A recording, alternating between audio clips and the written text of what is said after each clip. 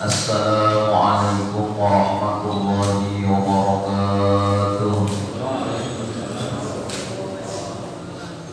Bismillahirrahmanirrahim. Alhamdulillahirabbil alamin wal 'aqibatu lil muttaqin wa la 'udwana illa 'alal zalimin. Allahumma shalli wa sallim wa barik ala sayyidina maulana Muhammadin wa ala alihi wa sahbihi ajma'in. Subhanaka la ilma lana illa ma 'allamtana innaka antal alimul hakim. Bismillah sadri wa yassir li amri wa hlul 'uqdatam min lisani yafqahu qawli wasaddid lisani wa hdi qalbi bi jahi nabi wa ahli nabi sallallahu alaihi wasallam, amma ba'd. Bismillahirrahmanirrahim. Qala al-musannif rahimahullahu ta'ala wa nafa'ana bihi wa bi jami'i ulumihi fid-dharain amin. Wa idza aradallahu khadlana abdihi, apabila Allah menghendaki seorang hamba itu akan menjadi hina, asqalahu bidzahiri fi khidmatil aqwan, maka apabila Allah menghendaki kehancuran seseorang, artinya bakal masuk neraka ini seseorang, maka Allah sibukkan dia pada zahirnya dengan berkhidmat kepada dunia, dan Allah sibukkan hatinya dengan mencintai dunia. Secara zahir disibukkan dengan urusan dunia, dan batinnya wafil batini bimahabbatiha, juga Allah sibukkan hatinya, batiniahnya dengan mencintai dunia. Silakan kita rajin berusaha, silakan, tapi jangan sampai dunia itu menyibukkan kita sehingga urusan akhirat terbengkalai, apalagi tertinggalkan. Karena kalau sampai urusan akhirat tertinggalkan karena sibuk dunia, sampai hatinya pun berkhidmat mencintai dunia, itu tanda orang itu akan hancur. Allah memberi seperti itu sebabnya atau asbabnya. Tanda orang itu akan dijadikan penghuni neraka Allah. Bukan tidak boleh kita mencari dunia, ikmal dunia kan seperti itu. wabtaghi fima ataqallahu darul akhirah wala tansa nasibaka minad dunya. Jangan kamu lupakan bagian dunia, cuman jangan sampai hobi kita, kekuatan kita, waktu kita, pikiran kita terkuras habis cuma gara-gara untuk mencari dunia. Nah itu biasanya masuknya seperti itu. Ini alamat orang yang dikehendaki Allah penghuni neraka. Jadi minimal kita bisa menimbang-nimbang di dalam diri ini, apakah ayat Tuhan kita ada? Allah sibukkan dohirnya urusan dunia, Allah sibukkan hatinya mencintai dunia, habis waktu, habis tenaga hanya untuk urusan dunia. Datang ke rumah sudah keuyuhan, sampai subuh ada sembahyang, zuhur sudah keuyuhan, kecapean, asar tertinggal sudah, sampai rumah sudah isya. Karena urusan mencari rezeki tadi habis-habisan, sibuk urusan dunia, hatinya pun akhirnya cinta kepada dunia. Maka biasa terus-menerus demikian hari demi hari, tahun demi tahun, tapi tidak ada perubahan setiap hari. Hanya sibuk urusan dunia, hatinya pun sibuk mencari dunia. Senantiasa yang diidam-idamkan seperti hanya dunia saja. Nah itu akhirnya kaburlah mata hatinya, maka menguasai cahaya mata zahirnya atas cahaya mata batinnya. Apabila mata zahir menguasai mata batin, maka mata zahir ini tidak bisa melihat kecuali yang kasat mata saja, dan dia tidak bakal berhadap kecuali kepada yang kasat mata. Contoh hati ini dikuasai mata zahir, padahal yang harus tajam itu mata hati. Tapi contoh apabila hati sedang dikuasai mata zahir, umpama kita ini sembahyang. Nah dalam sembahyang itu mestinya kan mata hati yang berfungsi, karena mata kita yang zahir ini cuma cukup melihat pesujudan saja. Maka yang harus berfungsi ketika sholat mata batin, yang harus menembus sehingga mata hati kita ini bisa menembus apa yang kita baca, mentadaburi artinya, bersapi maknanya. Nah itu bila mata hati kita tembus. Yang semestinya kalau mata hati kita terang, sedikit pun dalam hati kita tidak ada ingatan urusan yang kasat mata atau urusan dunia. Nah, kenapa?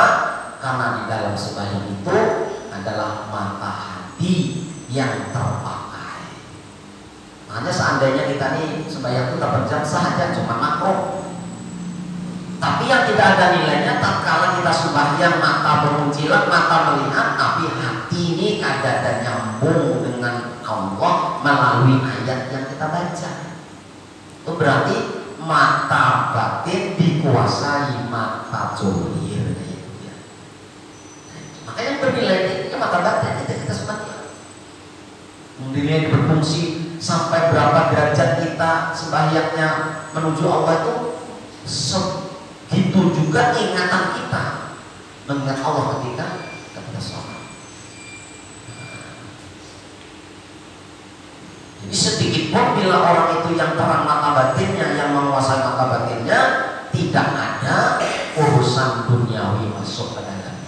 Ada kita ini ya kadang-kadang masuk, tapi yang harus kita lebih dominan mengingat Allahnya dalam keadaan sembahyang. Nah, ini menunjukkan mata hati menguasai mata zahir.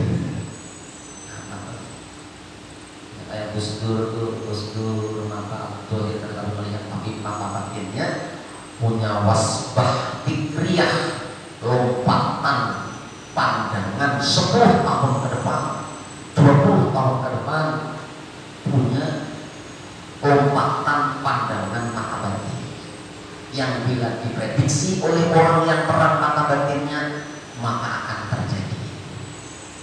Nah, dia minimal di waktu sholat.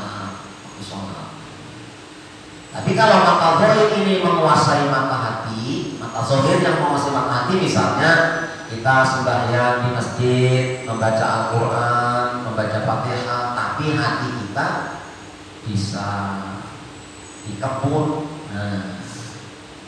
bisa di pasar, di toko. Nah, kenapa? Karena hati kita dikuasai oleh mata zahir. Sedangkan mata zahir hanya melihat yang kasat mata. Jadi kalau kita sembahyang maka banyak ingatan kepada hal-hal yang kasat matanya. Itu menunjukkan mata hati kita dikuasai oleh mata zahir. Kenapa sebabnya mata hati kita dikuasai oleh mata zahir? Karena kita menguras tenaga, pikiran, waktu untuk mencari rezeki yang sudah dijamin oleh Allah.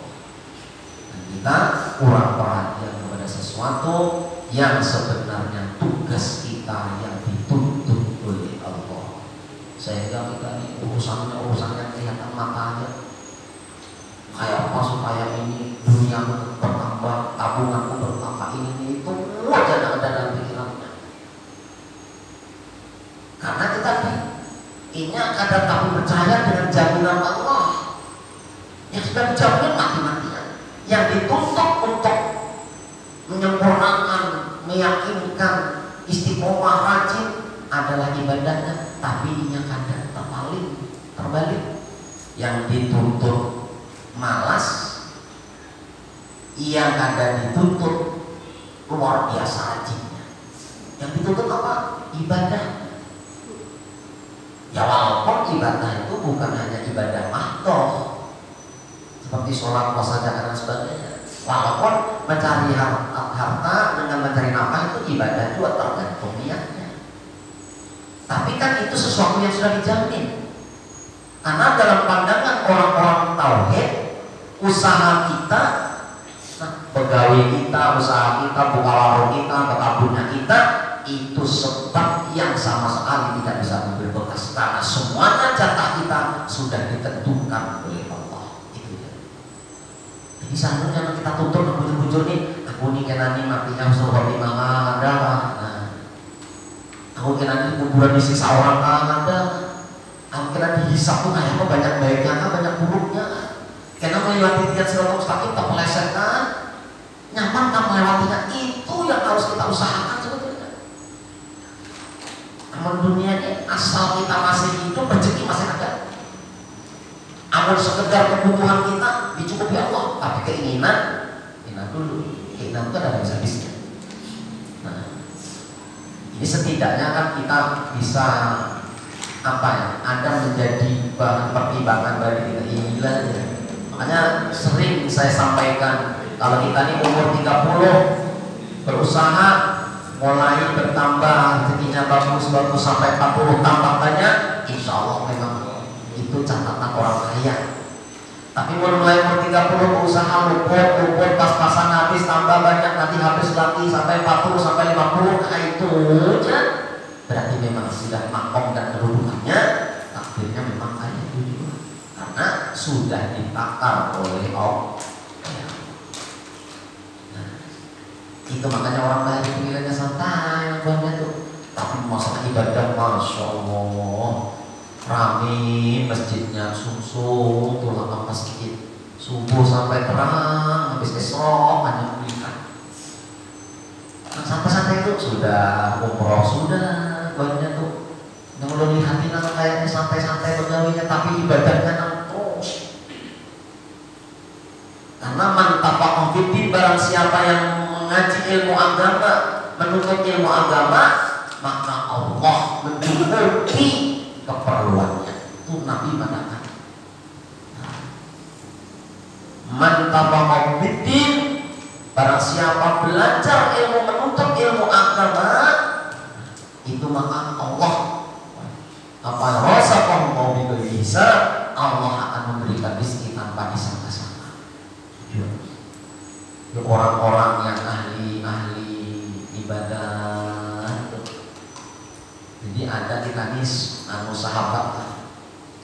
sahabat mulai di Pabuan dulu.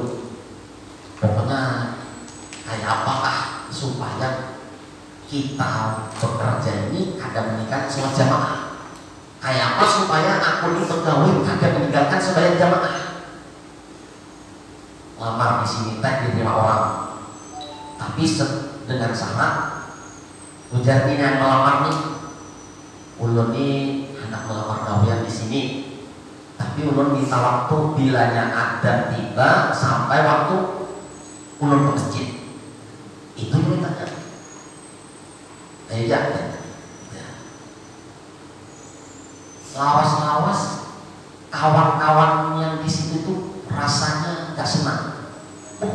Ini dia bilang ada toleransinya lalu sama gawian ini. Kalau pak lewat sedikit, ini kagak begitu teh waktu aja tinggalkan gawian langsung berjamaah.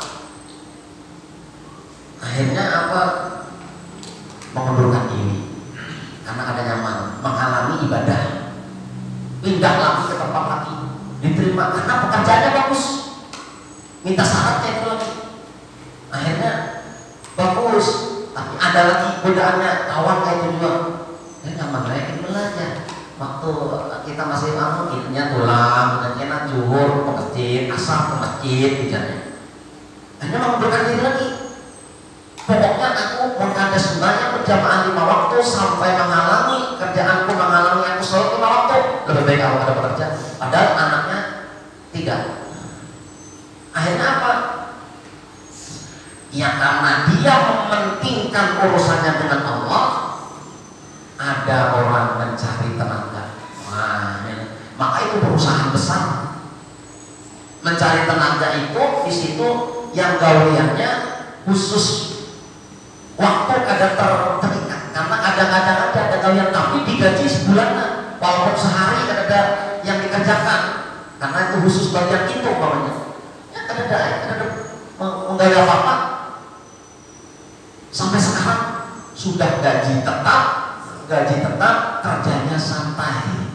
Kenapa? Karena Allah memandang ini memerlukan apa yang dia utamakan dulu urusanku kata Allah. Maka untuk urusan yang akan kuurus. Kamu kan ada terlatih kayak itu, ya. Sudah dapat gawean nyaman ini, nah, gila, ada baik jemaah, ada baik jemaah yang sembahyang, nah itu sudah. Dan Nabi itu seumur hidup ada pernah meninggalkan sembahyang berjamaah, karena jaminan Nabi sudah. Karena man hafadhu ala shalawatil khamsi, barang siapa menjaga sholat 5 waktu dengan berjamaah, ya Allah anhu biqal lais, Allah akan mengangkat kesempitan ekonominya. Apalagi pun biar sudah bisi gawean pasti sudah jual apa mau pasti sudah, tinggal menjaga lagi sembahyang berjamaah kita jaga. Walaupun kadang harus ke masjid, umpamanya kawannya ke masjid maghrib isya subuh, nyata sudah istirahat. Ayo di istiqomah maghrib isya subuh, karena jual asar barang aja jamaah lawan kawan, lawan bini, lawan anak di tempat situ, di tempat gawean kita. Asal ini jangan ketinggalan. Nabi mendatang bila menjaga supaya jamaah 5 waktu mengangkat kesempitan ekonominya dengan jalan yang kita ada tahu. Nah, karena biasa berantai, karena biasa. Jangan kita ini ada merasakan merasakan nikmatnya balasan Allah supaya berjamaah kayaknya biasa-biasa saja. Kayak mungkin sembahyang jadinya. Itu syukur, sebenarnya waktu juga syukur juga, tapi meninggalkan abdolnya ini nilai plusnya di sisi Allah. Nah, itu Nabi sudah pandangan kita jangan ragu-ragu, prioritaskan keputusan Allah, prioritaskan hak Allah. Makanya ujar Nabi Ibrahim salah satu ketika ditanya kenapa kau menjadi khalilullah kekasih Allah, ujar Nabi Ibrahim salah satunya aku dulukan hak Allah daripada hak diriku sendiri. Jadi kayaknya sepele aja, sembahyang berjamaah kayaknya sepele, tapi lihat ya orang-orang yang selalu menjaga sembahyang berjamaah. Biar kan aku bibit yang di Mekah tuh. Begitu. Oh,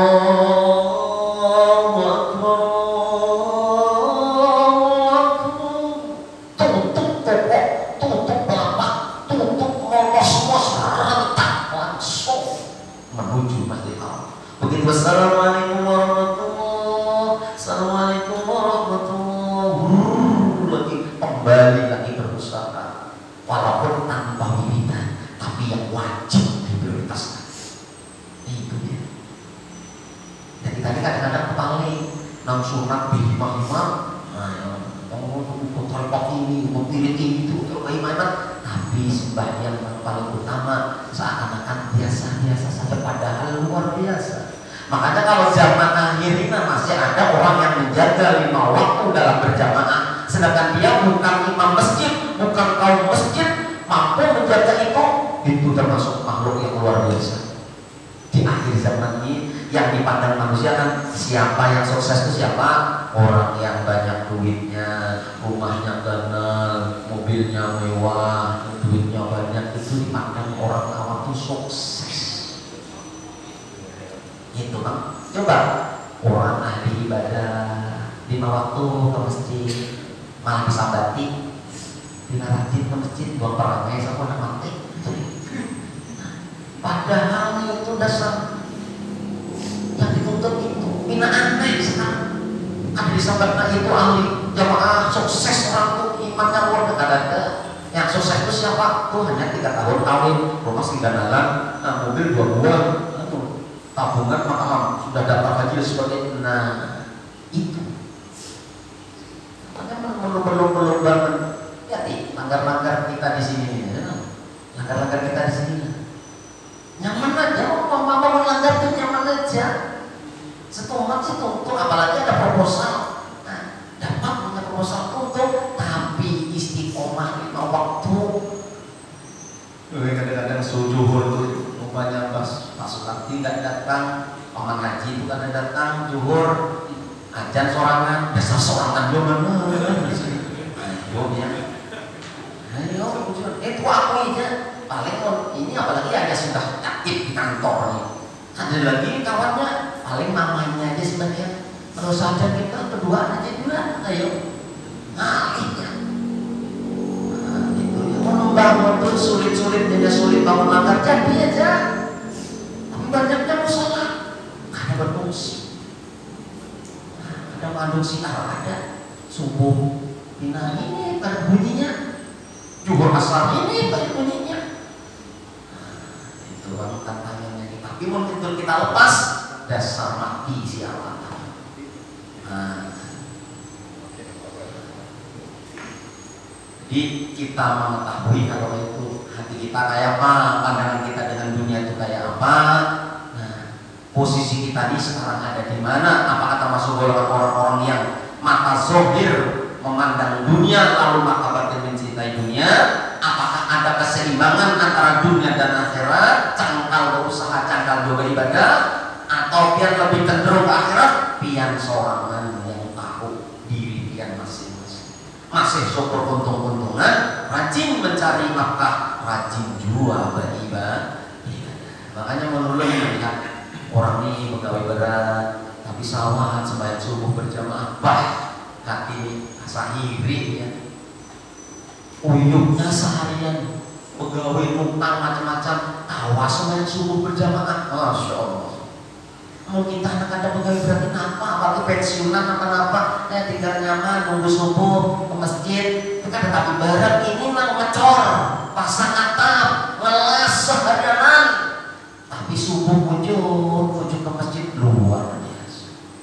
Hujan itu bapak ibu, hujan bejas hujan itu mahal harganya, namanya itu mahal. Nyata tanda orang itu dibimbing dan dicintai Allah bila sampai Tuhan istiqomah dalam taat beribadah. Iri kita nyata pahalanya dan alpian yang dia uyuh kerja tapi maghrib ada kelihatan jamaah, isya kelihatan jamaah, subuh kelihatan jamaah, luar. Nabi itu menangis bila salaman lawan orang ini tangannya kasar, uyuh mencari nafkah, tapi sanggup berangkat ke masjid. Untung dia kan kata uyuh, tapi uyuhnya nggak berdagang, kan uyuh ada, mau pegawai, uyuh ada. Tapi lihat nih, nama pegawai bujur-bujur, berjual pentol, keliling, mau kayak bangunan, mencoba macam-macam, sanggup inya subuh mencongol masjid, luar biasa. Setiap langkah bumi yang dilewatinya memintakan ampun kepada orang yang baik. Biasa. Lalu apa aja sini? Ada yang bertanya bagaimana bagaimana sembahyang supaya khusyuk? Maka dikatakan sulit, bisa dikatakan mudah, bisa untuk mengobatinya. Caranya apa? Adalah mengganti tugas yang selama ini kita sibuk dengan yang dijamin Allah, diganti dengan kesibukan kepada yang dituntut oleh Allah. Terhadap yang dijamin kita tidak usah terlalu mati-matian. Nah, bila kita bisa seperti itu, sembahyang kita akan khusyuk, ibadah kita akan manis dan dapat lezat di dalam ibadah. Karena memang yang kita tekuni ya sesuatu yang memang kita harus dituntut. Insya Allah. Memang kita ini yang ditekuni yang harus dituntut apa? Sembahyang ditekuni, otomatis mata hati kita ke situ urusannya. Urusannya ke situ. Ya wajar lah setelah ingat dunia, tapi fokus lagi. Karena memang yang dituju itu. Tapi kalau yang dituju yang sudah dijamin kadang maus. Yang terbayang kayak apa? Ini lambat sedikit waktunya, lambat kita langganan buka kita. Ini disambar orang nih, ini rezeki disambar ini diambil orang karena gara-gara sebanyak awas dan sebagainya. Kenapa? Karena yang dia prioritaskan adalah yang sudah dijamin. Sedangkan yang ditutup ada di prioritaskan. Lalu apa dari sini? Ala ayyuhan nasu ajmilu fit talabi fa innahu laysa li 'abdin illa ma kutiba lahu wa lan yadhhaba 'abdun minad dunya hatta ya'tiyahu ma kutiba lahu minad dunya wa yaqimah. Baik-baiklah mencari rezeki, elok-eloklah caramu mencari rezeki. Bagaimana? Bisa, Mas? Oh iya. Bisa sudah. Kena rapat kapal tua? Siap. Ya siap rapat. Ulun bilangnya rapat, pas malam Senin kayak ini nyatai hadir sudah. Soalnya di sini orangnya, pertama di dalam cuma selain dari rumah itu ada kegiatan-kegiatan, ada hadir. Nah, kita tinggal di sini dulu, kemudian kita sehat panjang umur, insya Allah mudah-mudahan istiqomah di dalam menuntut ilmu agama, sehingga ridho Allah, rahmat Allah dan berkah Allah kita dapatkan bersama-sama. Amin. Al-Fatihah.